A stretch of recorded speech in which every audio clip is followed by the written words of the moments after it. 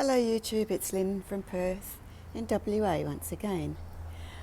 I'd just like to show you what I obtained at the species meeting last night.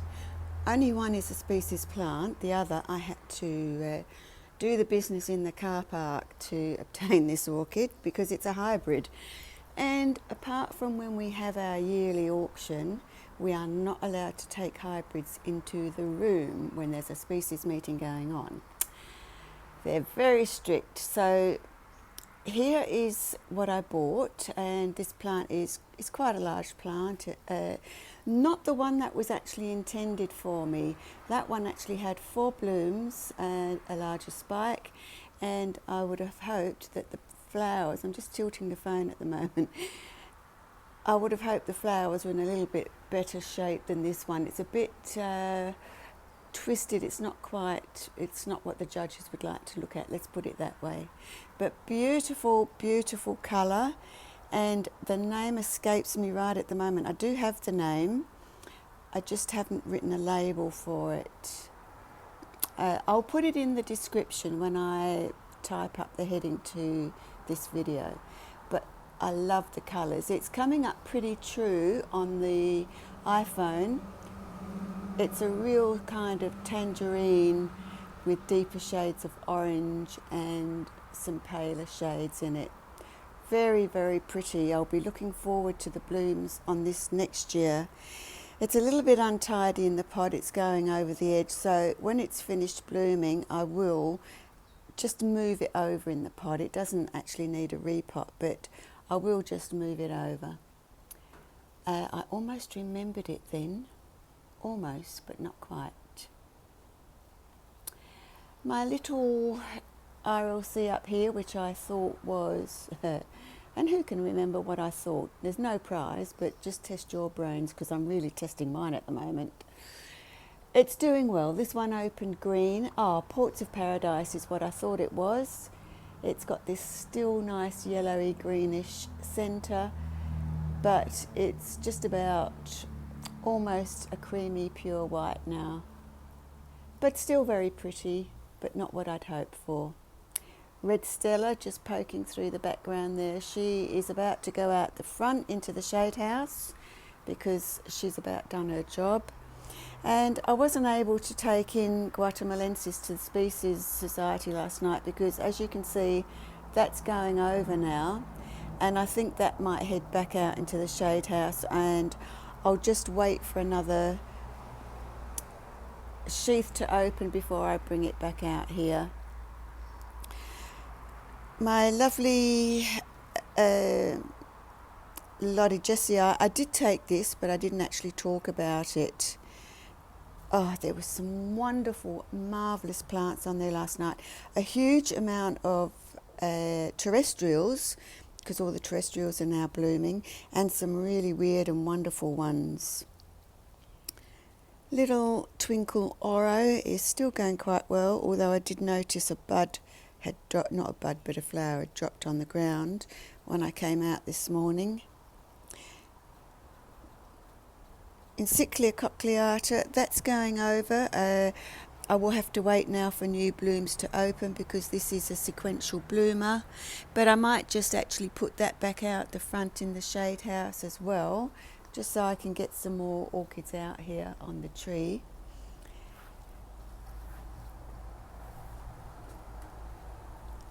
Cymbidium Ice Cascade, Sarah Jean, that's sort of not doing well. I think this got wet a bit when it first opened, and it's showing that it got rain damage, water damage.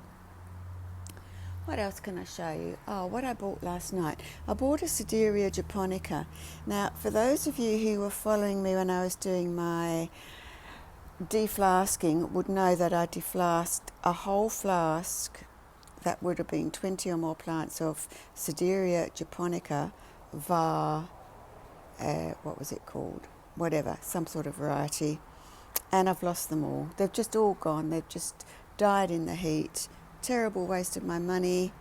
But this one is well on its way.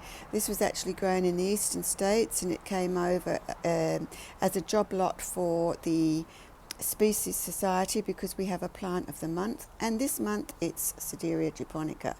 So I've potted it in this diddy little basket, some metal basket.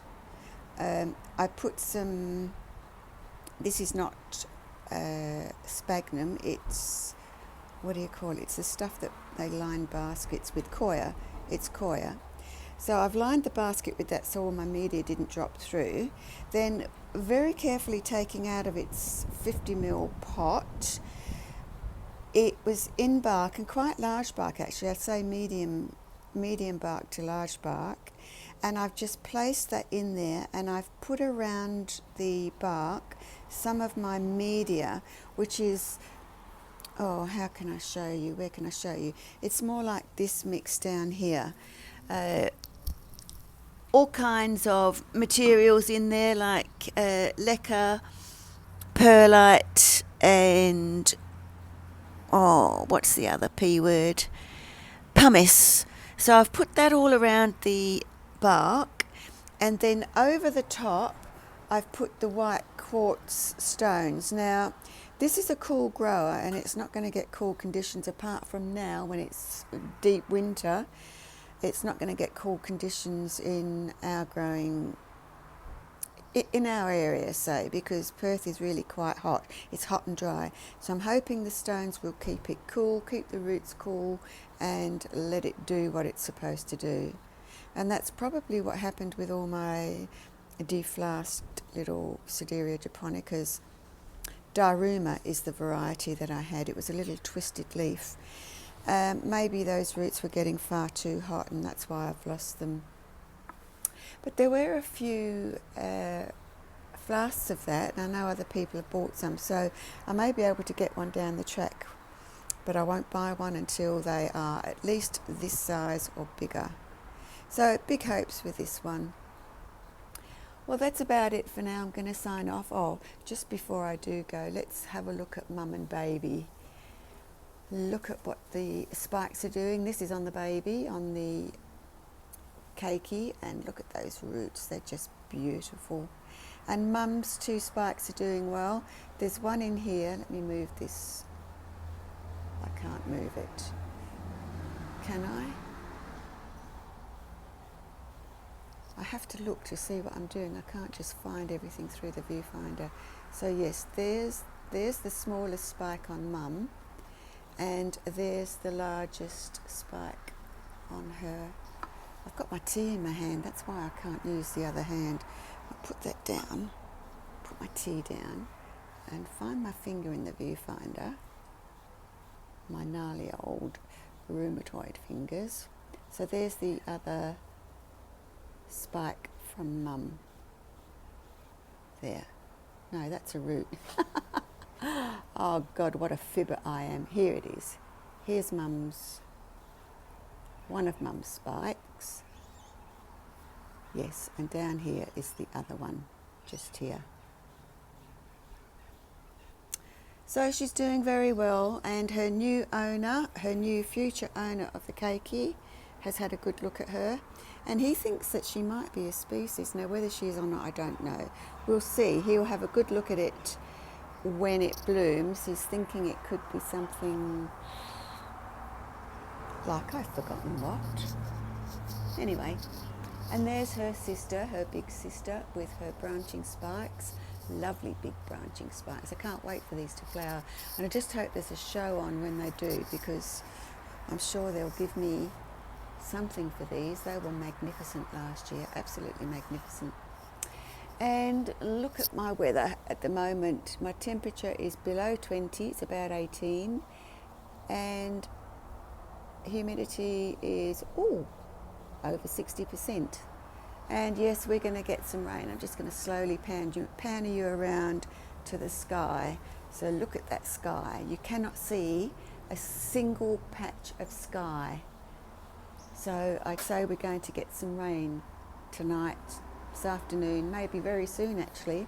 And I've put all my baskets that I have outside my front door out in the driveway to catch this. And the other thing I've done today is I've put